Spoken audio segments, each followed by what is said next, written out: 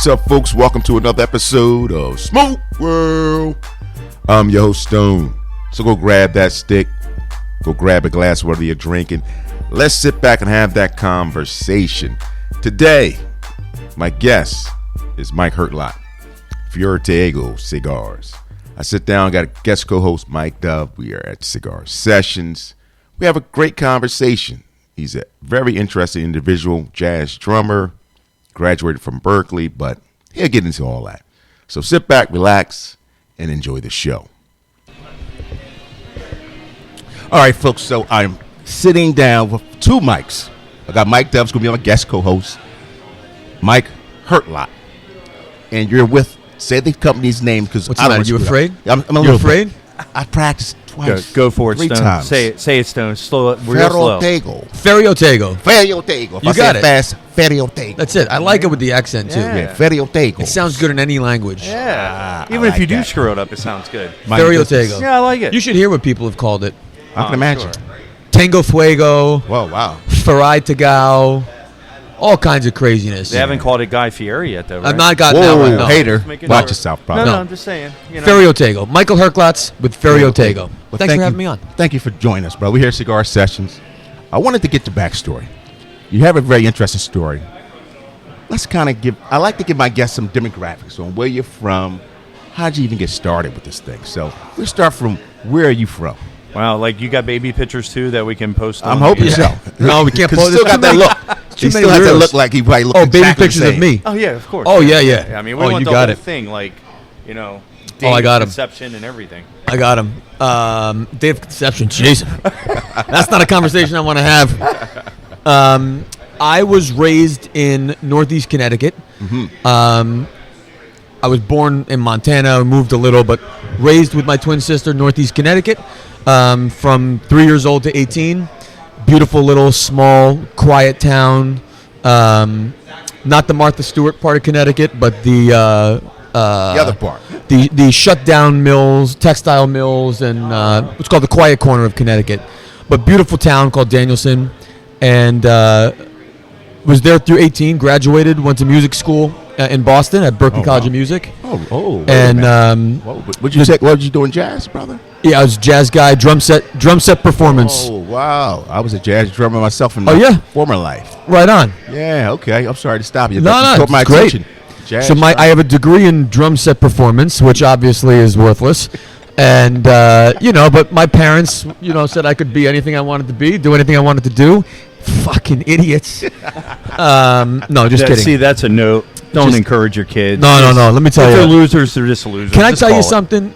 I think going to music school, working as hard as I did, being faced with the challenges of being a scrawny white kid who wanted to make it in jazz in Boston. Like, let me tell you, there's no secret sauce for how to do that. You know what I mean? That's a tricky thing to do, and so you learn how to get scrappy, and you learn how to like really make stuff happen. So, Michael, real quick, Yeah. what got you into drums, man? Like, jazz? Oh, man. What was the path of going he jazz? skipped over that. Yeah, See that, Mike? like, what was the Well- path of a drummer? My dad was a drummer. My uncle was a drummer. My grandfather played drums. It was just one of those things like Herklots guys play drums. They never did it professionally, like professionally. They played in bands and stuff, but I just loved it and started playing, and I had a knack for it, which helped. And my parents got me a set.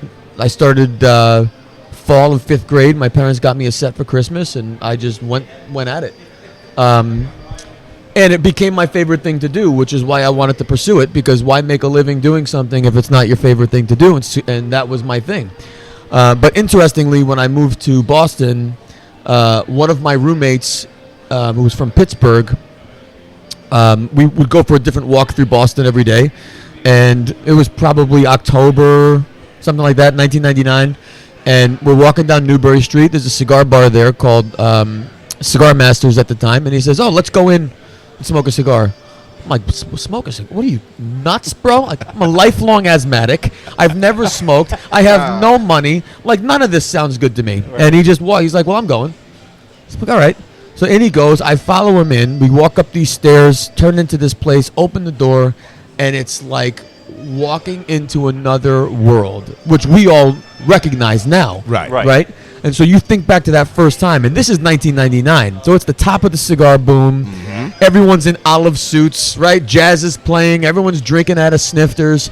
The whole place smells like cedar, and I'm like, what the fuck is this world? Yeah.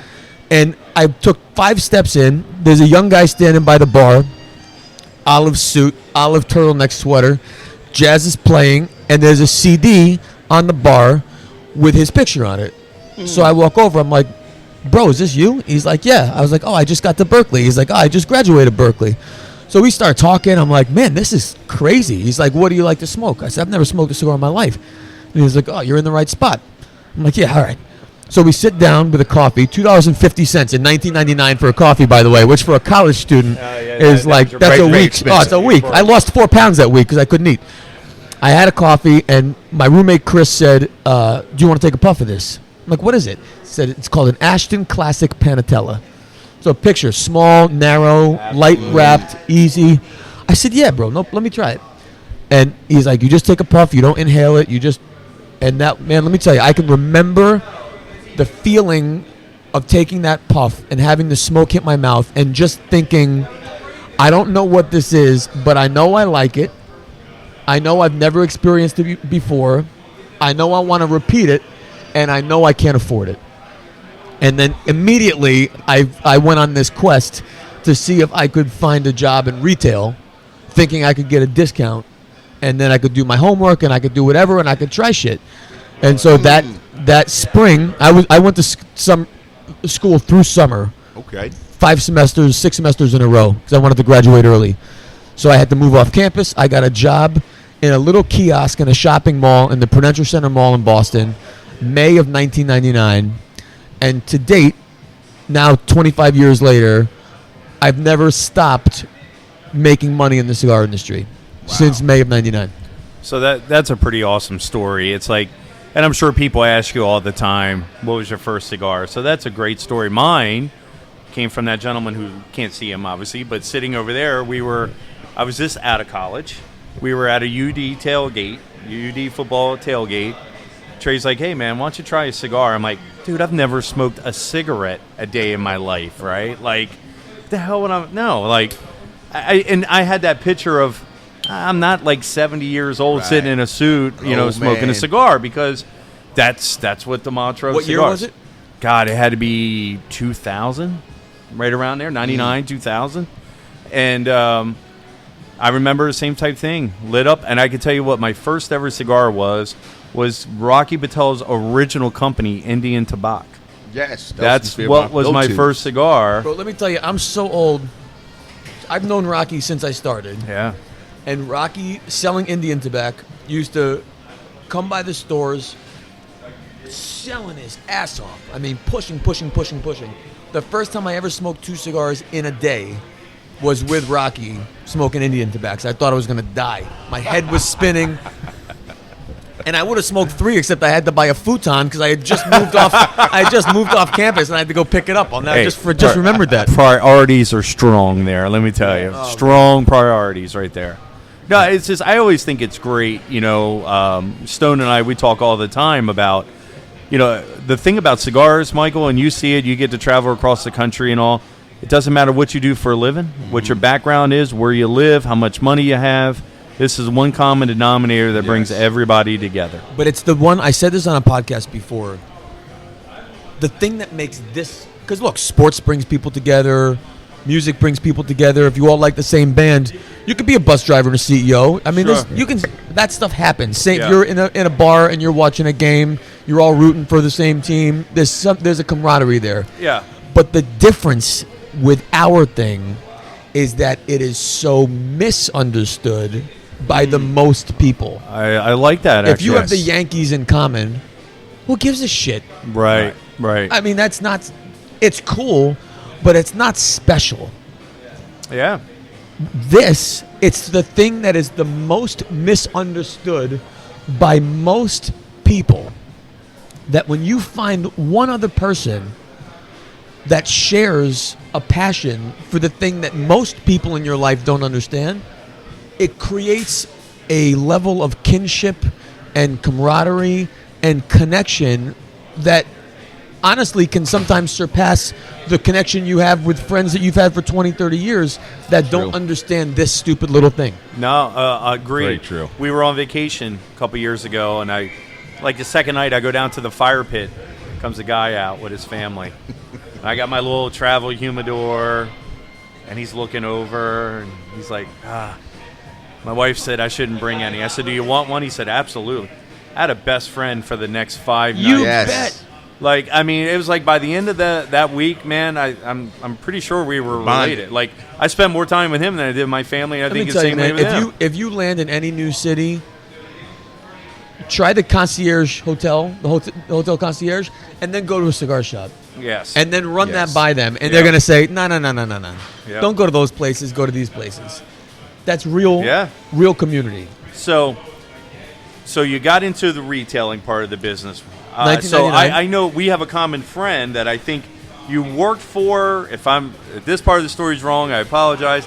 That you worked for, but you really didn't work for, was Ron Mendy's dad. Oh. It's like, wait a minute. So I heard that story 2 weeks ago, by the way. Oh, yeah? Oh, yeah. Ron was here with me. And we were talking because he saw the poster. He's I had my start date, but it didn't. So after Boston, I moved to New York City as a musician. Plan was to work and play, and music was still plan A. Sure. But I had a close relationship with the general manager of Davidoff on Madison Avenue. Yep. And he said, if you come to New York, you got a job. Great. So I showed up to New York, and he's like, I got nothing. I'm like, whoa. Wait a minute. I mean, you just said. He's like, hey, I'm full. Nice. So he walks me over to Della Concha, and he goes, it was Ron's brother, Randy, at the time. Yeah. And Mr. Melendi. And they say, you see this kid? This kid is going places. He's going to be somebody, blah, blah, blah, blah, blah. He's like, he's going to outsell anyone in this shop. You need to hire him. And they're like, okay. I think so. I don't know. All right. Yeah, you say so. What's the deal? And my buddy Dave, he's like, $8.50 an hour. I'm like, whoa, what the fuck, $8.50? I can't. Like, at least I was making 10 before. I mean, what are we doing? 1999. He's like, You say yes, shut and up. they're like, all right, $8.50. And he's like, all right, you got a job. I walk out. I'm like, got a job? I'm fucked. I can't pay for my rent with that. He's like, don't worry about it. Pay them to He's work. like, Yeah, they right. just need to say yes, and as soon as something opens up, I'll hire you. Fast forward, it was like the day before I was supposed to start. This girl no-showed 3 times, and he called her, fired her, and then called me, and he's like, you start tomorrow. I'm like, I know, I'm ready. He's like, no, with me. I'm like, what about, I just said yes to this guy. Other people. Mr. Melendi, I'm going to, I have to honor my commitments. He's like, fuck your commitments. You work with me. I'm like, okay. I'm like, but what about the pay? He's like, all right, $10 an hour. I'm like, okay. Now we're talking. So that was like a big trade before the season even happened. Yeah. That's how much of a demand Mike was in maybe there. in hindsight, it was a big trade. I don't know if I was. Oh, man. I wasn't exactly all-star first draft at that point, but So obviously, I had the privilege many times of hanging out at the townhouse. So walk us through from your move from the retail part into your Nat Sherman days. So I did Davidoff 9 years. I was a retail sales associate from 2002 to 2006. 2006, they bought a second store, made me the general manager of their second store in Columbus Circle. That was a big jump. And then in 2008, the guy that hired me left, and they put me in charge of both stores in New York. Wow. 2008 to 2011. 2011, I got recruited by Nat Sherman to not only help manage their retail business, but more importantly, to rebuild their cigar business. And so we started from zero, resetting blend ideas, creating new brands, discontinuing a ton of stuff, resetting the retail experience, and we did that from 2011 to 2017. Family sold the business in 17 to Altria Philip Morris. We continued to do the work until 2019, and then we tried to sell the business. Altria had said that premium cigars wasn't core to their business, which I guess is kind of obvious. Sure. We tried to sell, then COVID hit. That messed that up. every deal we had, people walked away. And then we basically reopened the company in July of 20 to wind it down gracefully. And I put the key in the door in November of 21, started Ferio Tego pretty much immediately. And shortly thereafter, acquired the brands that were formerly Nat Sherman brands and put those under Ferio Tego. So we've got Ferio Tego as our flagship brand, and then we also have a brand called Timeless and a brand called Metropolitan with 9 blends between the two of those. So our story is a pretty unique one. We're distributed by Davidoff USA, which is bonkers for a startup. So Right. if you just pick up where we are, it's pretty easy to jump on board and get a sense for what Ferio Tego is about. If you start going through the weeds, you're like, wait a minute, how's a 3-year-old company have a 10th anniversary with a brand that's been around since 1995? Well, that takes a little research, but you know what? It doesn't really matter. Mind your business. We're here and we're kicking ass and we're working hard. We're a small family business, which is, it's the bedrock of the premium cigar industry. And it's myself, my business partner, Brendan, who's here at Cigar Sessions with us. And it's just us. We're all in. We're 50-50. He was the former CFO at Nat Sherman. I was the VP. So everything he's great at, I have absolutely no proficiency whatsoever. And everything I do, he doesn't have proficiency. So we support each other. We work in our lanes. We have the perfect partnership. It's incredible. That's all. That's awesome. And I tell everyone, Mike, you and I, we've known each other for a long time, and I tell everyone, I love your brand. And I tell everyone, if you're a Davidoff fan, bro, it makes a real nice transition to your brands, your upper brands. Yeah, I think, when you look at Ferio Tego, between Suma, Elegancia, and Generoso, we're about $17 to $23, $24. Yeah. That's not inexpensive. No. However, when you look at the landscape of premium cigars that are that price or more, and maybe this is just from my time in retail, I am as authentic and transparent as it gets. And I think where we play a slightly different, maybe we make a different contribution to that level in the premium cigar world, is I believe we are the greatest value in that segment. When you look at, I'm smoking an Elegancia right now, 6x50, shade wrapper, perfect burn. The body on this cigar is so mouth-fillingly full. Even taking a puff, you can see. You can see in the air how thick the smoke is. This style cigar is the hallmark of the American luxury cigar market. Right. But so many companies have either abandoned it for face-melting, out-of-balance Ligero bombs, or they've entered it in price, but they haven't brought receipts. Right. And what Ferio Tego does is we prove it in the first puff that when you spend $23 on this 2023 Elegancia, you win. Yeah. Because this smokes every bit or better than cigars twice the price. Okay. Agreed. So 23 is not inexpensive, but there's a lot of cigars 2-3 times that money that don't deliver what we deliver. Right. And so what I would ask is an opportunity of trial, and if you're not convinced in the first inch, then move on. But we work so hard to make sure that the first impression exceeds your expectations, because the reality is everyone lighting up a Ferio Tego for the first time already has a cigar they love more. And probably has a cigar they'd rather be smoking. And so that means that we need to exceed their expectations in the first puff to at least make them say, okay, I'll take another puff. Yeah. We do that. And I'll tell you, Mike, you represent not only your brand, but you represent the cigar business the way it should be. And I want you to know that. Well, that's nice of you to say. For someone who works in the business, and we get to do a lot of cool shit, design a lot of cool shit, and work with a lot of cool people. You are, no matter where I've seen you at, events-wise or whatever, you're the same guy all the time. Bro, it's so much easier. Yeah, that part. Exactly. I was never a good actor. To me, it's easier to be successful when you're the same character on and off the stage. As a musician, that was certainly part of my vibe. Like, Sure. you know, when I get it. A lot of artists are, in fact, introverted, so Yeah. Yes. they can be extroverted on stage, and then as soon as it's over, hide in the green room and then leave. Yeah.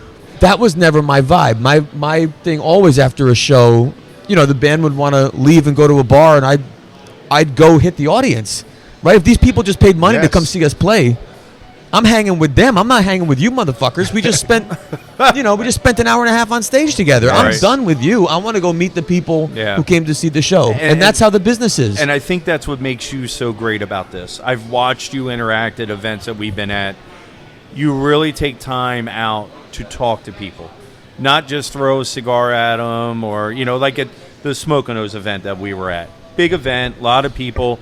And I'm always watching how brand owners interact. Man, you were really, really good. You're really good at what you do. You Here's really the are. thing: I make cigars, but I'm not playing cover songs. Yeah. There's a lot of cigars that are intended to be like other cigars. Yeah. And so it's easier to win them over. Right. If you like that, you'll like this. Why? It's cheaper. Why? Because it's made by this guy, not this guy. Why? Because I'm doing a 3-in-1.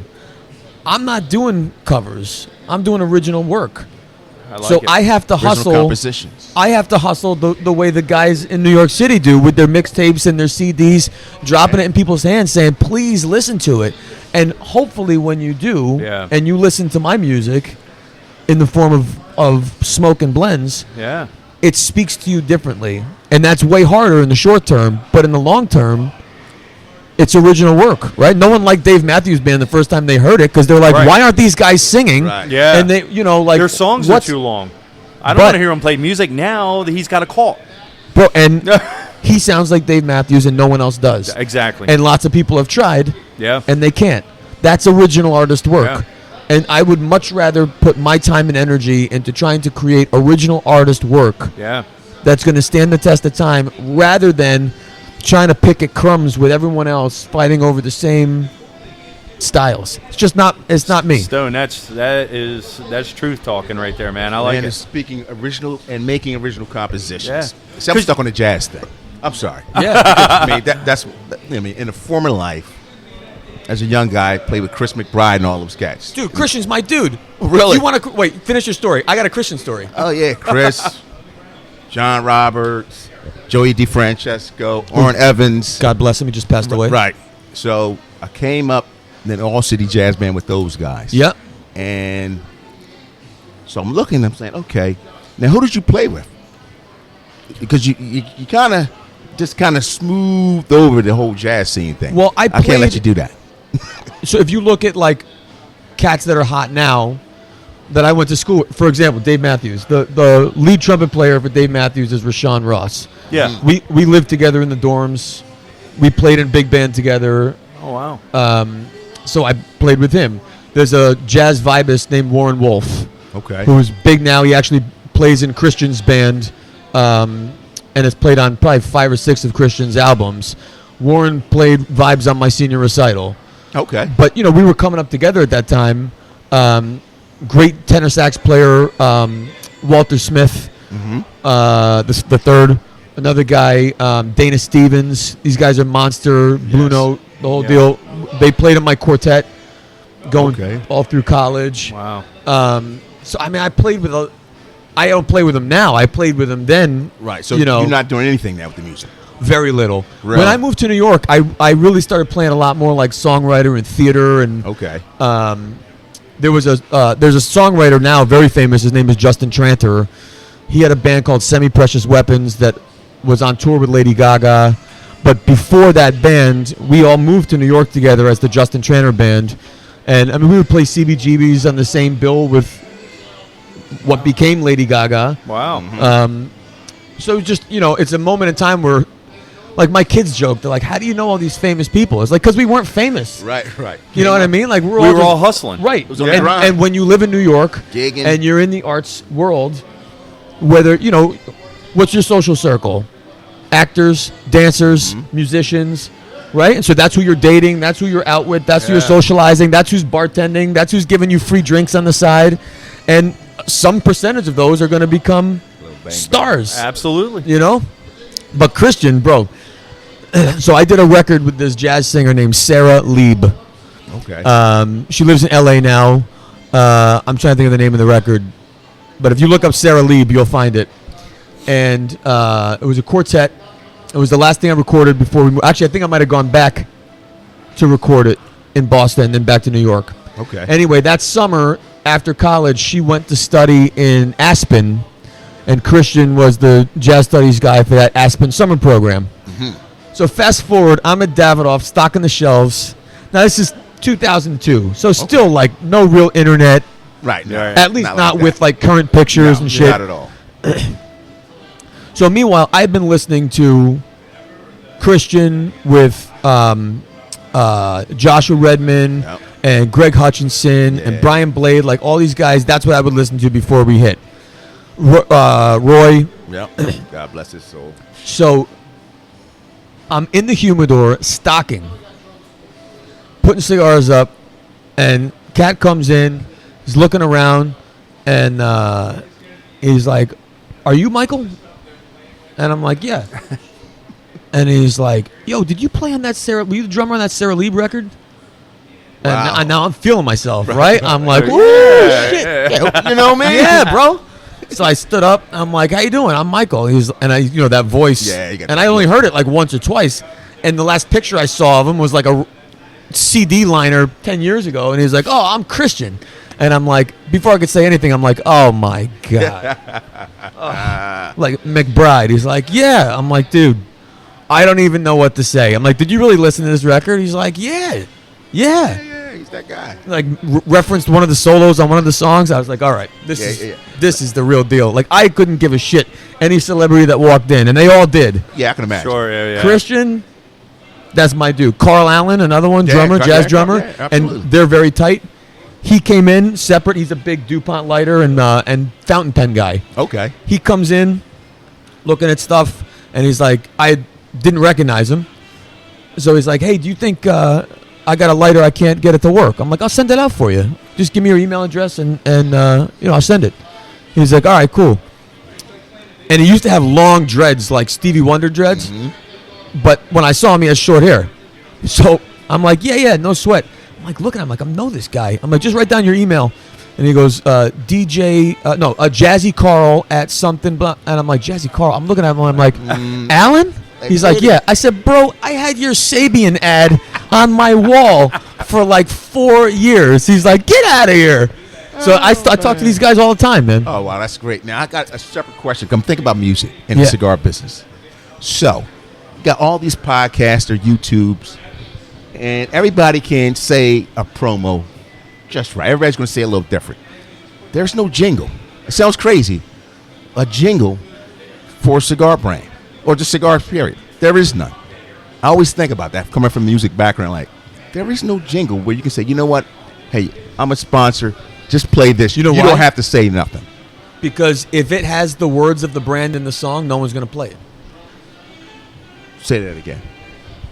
If we write a song for your brand. That's right. Branding. Right. Blah blah blah. Wherever you go, you got to smoke a Ferio Tego. I mean, do it like that, but as soon as you say Ferio Tego, you are advertising tobacco, and the minute that gets caught, dude, flagged, shut down, flagged. Yeah. Based on the tobacco, they're gonna find it. Every algorithm now.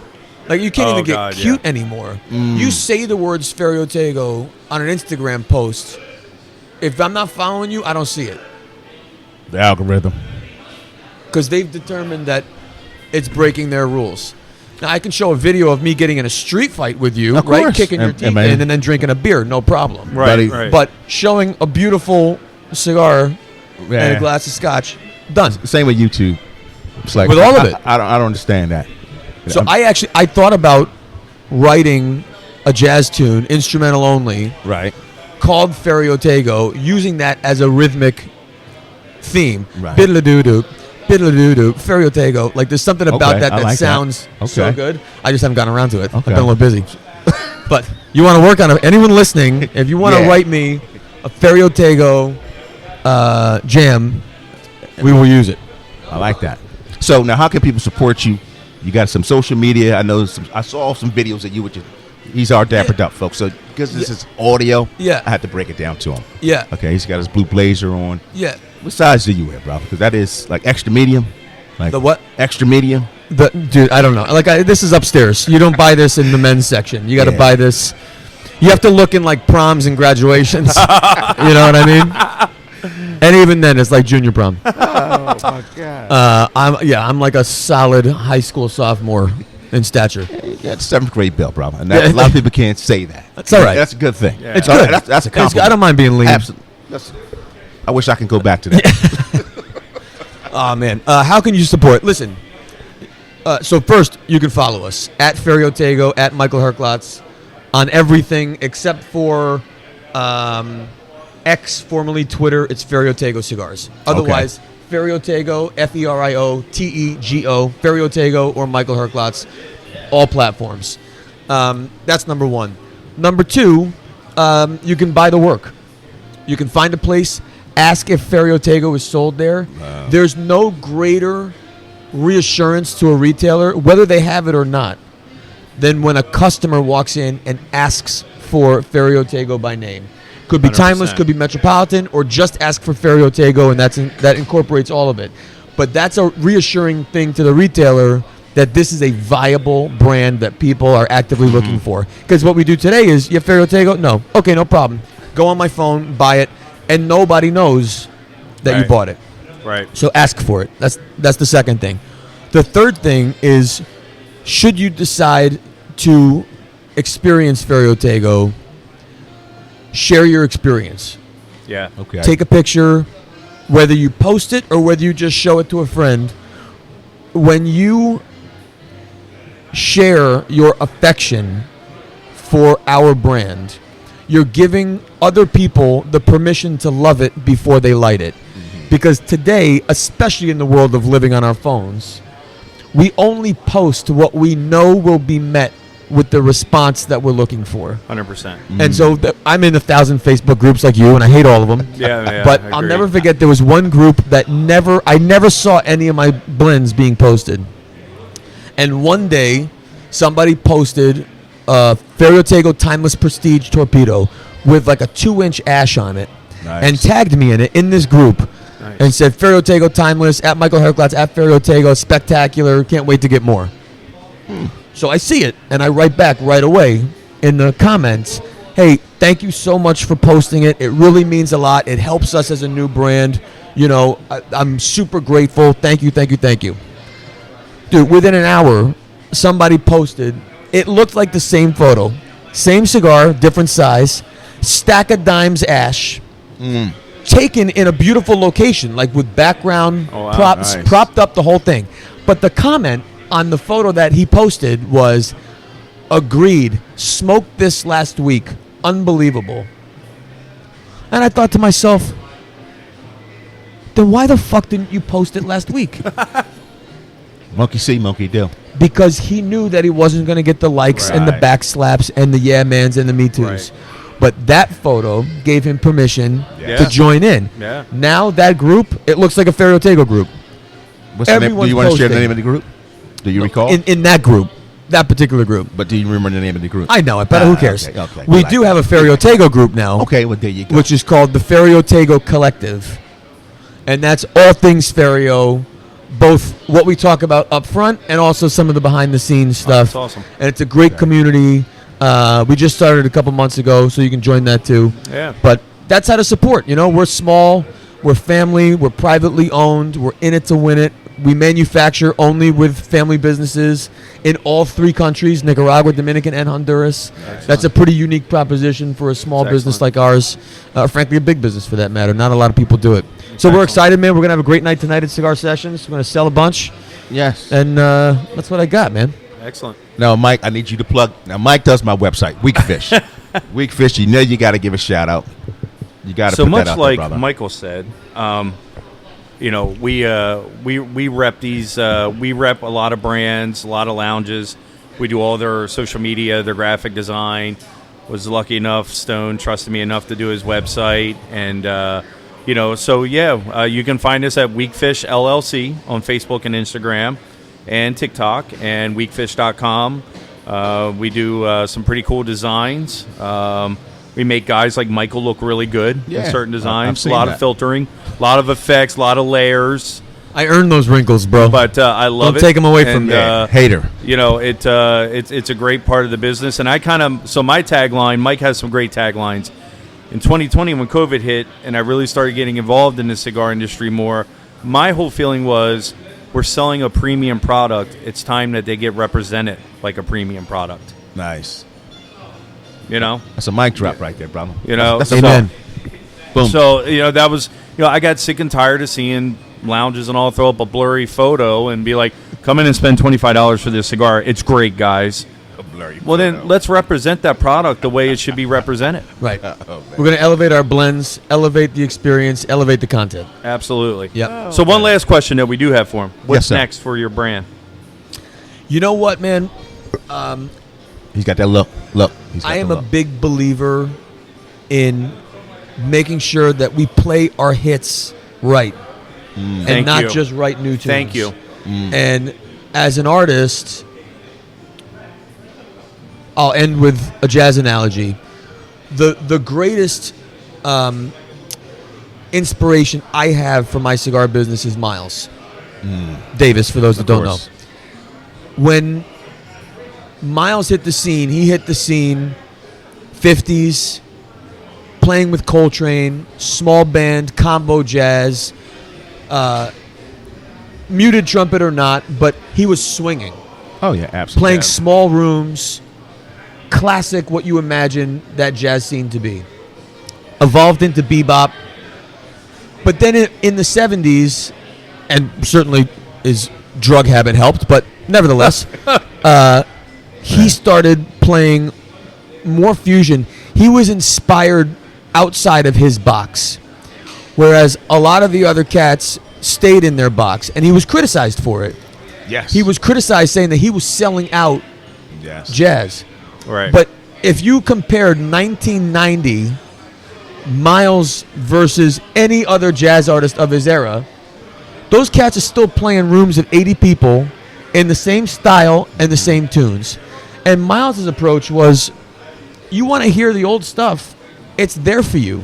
right. But I'm evolving as an artist, and I'm going to play my new stuff. Yes. But when he puts his lips to the horn, it's Miles. Right. Right. Still And you Miles. know it in one note. It's him. Yeah. And to me, to use another analogy, think Billy Joel. Think Neil Diamond. Billy is never going to play a concert without playing Piano Man. right. And Neil Diamond is always going to sing Sweet Caroline. No Absolutely. matter what. And they're going to play it the best they have ever played it every time, because that's what the audience wants and depends on, and it's why they're in the place. Yes. Now, that also gives them the opportunity to say, hey, would you mind if I try something new tonight? right. And people cheer. And then that's met with different perspectives. Some Yeah. people will say, I don't know, it's not the classic. Other people say, wow, it's in a completely different direction. Right. Artists want to evolve and create new work. But the greatest, particularly performing artists, you have to stick to your hits and play them the way your audience wants to hear it. Because Love if it. you're one hit at a time, you're one hit away from a flop, and it's over. Yeah. You're not building equity. Yeah. You're just building liquidity in that one hit, and then it's back to zero again. Yeah. One hit That's not our strategy. I mean, and that strategy works out great. I mean, when's the last time Billy Joel wrote a new song? And I'm pretty sure he sells out. You know, I'd be willing to bet 60,000. he writes songs every month. Right. Whether he's recorded them, who Correct. knows? Right, But I'll bet correct. if you go see him at the Garden, he spins Yeah. one or two for you. I was lucky enough to do that on my 40th, or a couple of the guys sitting over there actually took me up there on the night of my birthday. Saw him at the Garden. Nice. So you're going to see new stuff for us. For example, Eleganza Generoso, we do them every year. So we have 2023 as our current release. The 2024 is probably going to be out in the first quarter of 25. Okay. That'll be new. But it's a new version Right. of a hit. The same It's like hit. we're re-recording it, Right. you know? Right. You're going to see size extensions within the blends that we already have proven success with. You'll see some limited editions to celebrate meaningful milestones. But this idea of flavor of the month, you know, is like, it feels like crypto. And I'm not into crypto, No, me and I'm neither. not into meme stocks, and I'm not into meme cigars.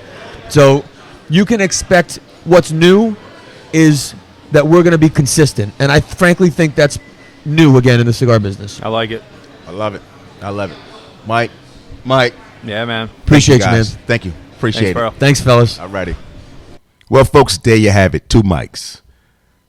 Great conversation. Great individual. If you haven't tried the product, check it out. Ferio Tego. Say it 10 times and you get it right either way. Anyway, you can follow me on Instagram, Smoke World Podcast.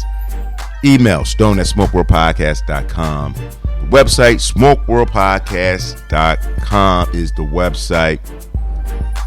Folks, I tell you this every episode, I do not take for granted. I appreciate the support, the help, the love that I'm shown. I meet some of you folks out in the street. Thank you. Tell your cousin, tell your friend. And we will check you out on the other side. All right? Peace.